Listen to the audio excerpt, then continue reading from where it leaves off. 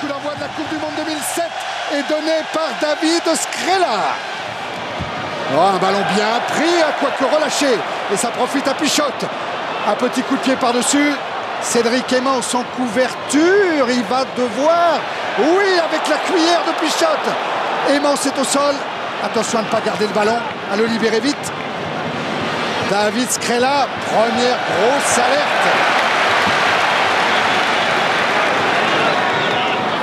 Voilà, ce petit jeu de pick and go. On prend le ballon et on vient défier l'adversaire. Aura. Peut-être pour mettre Hernandez encore dans une position de drop. Il est contré. Hernandez, le ballon pour Dominici. Allez, un regroupement avec Mignoni, son premier ballon dans le fermé pour lancer De Villiers. Et pénalité contre l'équipe de France. Peter De Villiers accusé d'avoir tenu le ballon au sol.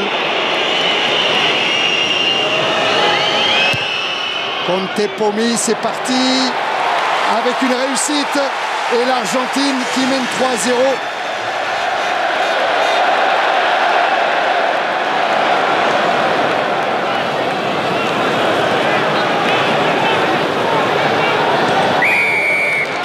Et là, l'équipe de France va bénéficier d'une pénalité bien placée. On a plongé du côté des Pumas. Le buteur de l'équipe de France, c'est lui, c'est David Skrela. Un peu moins de 26 mètres. La ligne que vous voyez devant lui, c'est la ligne des 22 mètres. Mais avec le décalage, ça fera un peu moins de 26 mètres pour égaliser. Concentration de David Skrela. Et 3 partout. Skrela. Ouais, bien plaqué, bien chassé par la troisième ligne argentine, David Skrela. Et ballon récupéré par les Pumas. Ah, et qui vont venir jouer sur le petit côté avec Contepomi. Ah ouais, passe croisée pour Lucas Borges. Un avantage en cours pour l'Argentine. Et puis Pichotte, voilà. Pichotte, en se débarrassant du ballon, force l'arbitre à revenir à la faute et à accorder la pénalité à l'Argentine. Effectivement, puisqu'il n'y a pas avantage. L'avantage, en fait, c'est l'arbitre qui vous le donne. S'il y a une faute, la faute française, et que ça profite à l'Argentine, on laisse jouer. Si ça ne profite pas, eh bien, on revient à la faute. Regardez cette passe Chistera, c'est ça, c'est une passe dans le dos. Petite passe Chistera pour Borges, l'ailier argentin, qui va aller au contact. Et là, de suite, qui va libérer la balle. Et vous voyez, Dominici qui est au sol et qui joue le ballon. On le répète, quand on est au sol, on ne s'occupe plus du ballon. Et c'est une pénalité pour l'Argentine.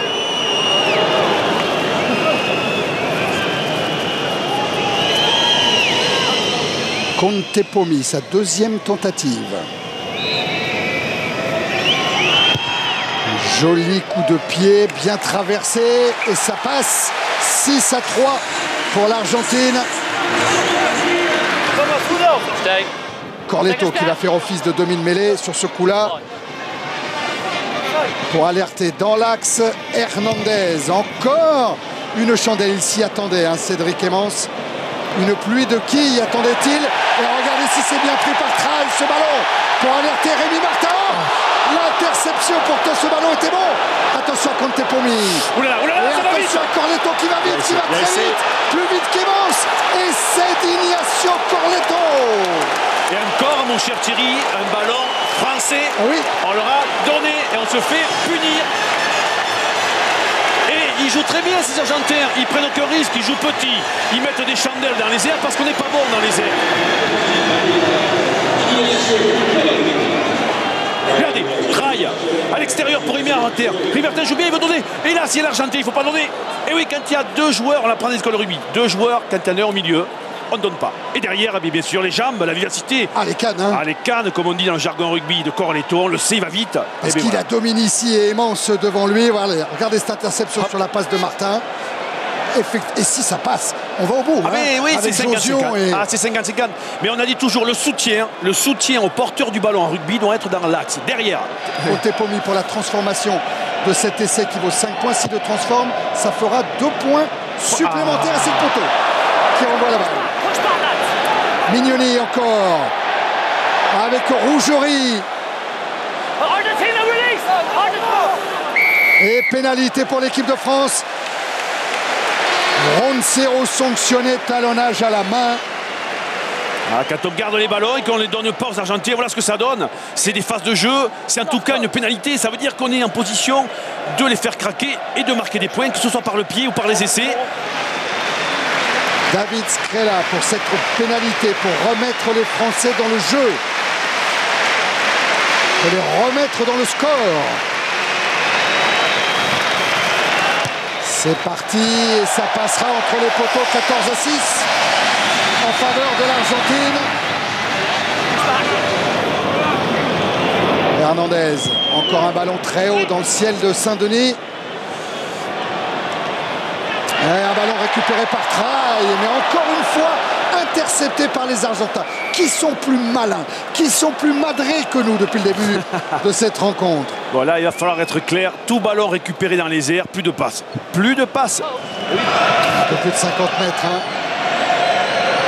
de ces perches, de cette barre transversale qui est à 3 mètres du sol.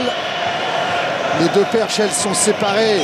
Pied ouvert, c'est parti droit. Oh, ça part bien. Oh là là là là là là. Oh oui, ça va droit et ça passe entre les poteaux. 17-6. Mignoni, Skrela. Ouais, la combinaison autour de Traille. Ballon sorti et joué au ras, à hauteur. Regardez, là, quand je vois des piliers, c'est-à-dire numéro 1 et 3 et 2 en position d'ailier, c'est que quelque part, si on met un 3-4 en face, ça va faire droit quand même. Et là, Mignoni, lui, il a obtenu la pénalité. Allez, une pénalité dans les cordes de David Skrela pour réduire un peu le score, qui est de 17-6 pour le moment.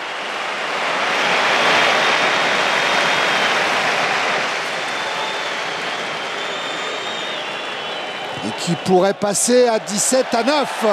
Oui, c'est fait. 322. C'est bien pour un Jérôme Thion qui est allé très haut. Pour le Maule pénétrant maintenant. Un ballon qui est au fond. Et une équipe de France qui avance. C'est l'autobus bleu. C'est parti. Le ballon est caché. Les Argentins ne le voient pas. C'est l'épreuve de force. Avec un avantage à venir pour l'équipe de France. Vous voyez le geste de l'arbitre. Mais tant qu'il y a progression, Monsieur Spreadbury va se laisser jouer les Français qui vont emmener les Argentins au-delà de la ligne de but. Et ça bataille, ça bataille. Grosse empoignade. Et on continue. Tout près de la ligne de but maintenant. 1 mètre à peine. Encore un effort pour aller défier. Oui, mais mon cher Thierry, si on écarte, il y a des énormes boulevards là-bas au milieu. C'est des autoroutes. Faire Mignoni. En alertant au milieu du terrain Josion pour Dominici. Allez, du soutien, vite. Eh oui, ce ballon gardé au sol par Dominici, par manque de soutien. Quelle occasion manquée. Pichotte. Hernandez qui insiste, qui garde sa tactique de jeu. Aimant, cette fois c'est bon, c'est bien capté. Et ça relance avec Rougerie. Qui a pris la petite balle. Il est parti. L'autobus de Clermont pour décaler Josion. Allez, Josion, il lui faut du soutien. Avec Skrela maintenant. Ibanez. Ah, Betsen, ça joue encore pour Mignoni. Oui, pour Evans. Avec Harry Nordoki en bout de ligne. Les Français sont debout avec la balle. Au fond, dans les bras de Rémi Martin. Qui perd son cœur. Oui, s'ils sont sur les côtés, ils sont pas au milieu, c'est clair. Hein. Allez. Et ça avance, Voilà, et Mignoni qui est à la baguette, qui dirige. Et ça avance toujours. Avec une pénalité à venir. Ah oui, Mignoni qui joue.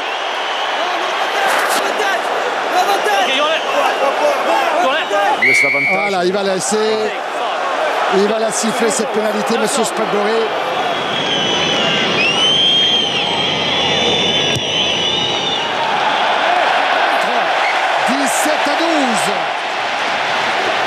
C'est joué vite par Elissade qui envoie Monsieur Chaval.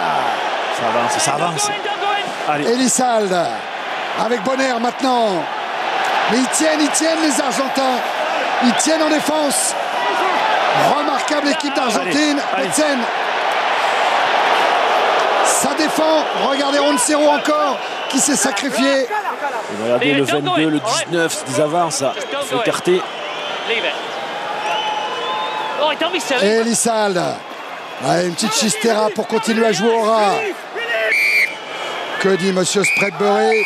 Il dit que c'est la fin. L'équipe de France perd ce match d'ouverture. Victoire de l'Argentine 17-12. L'équipe de France prend quand même le point du bonus défensif. Alors rien n'est fini hein, et de loin. Il y a encore des matchs à jouer, il y a encore une qualification possible pour les quarts de finale. Le seul petit bémol, c'est que l'équipe de France ne terminera peut-être pas première de son groupe, donc devra aller jouer un quart de finale, éventuellement à Cardiff et contre la Nouvelle-Zélande, ce qui fera une route encombrée jusqu'à la finale dont tous les Français rêvent encore.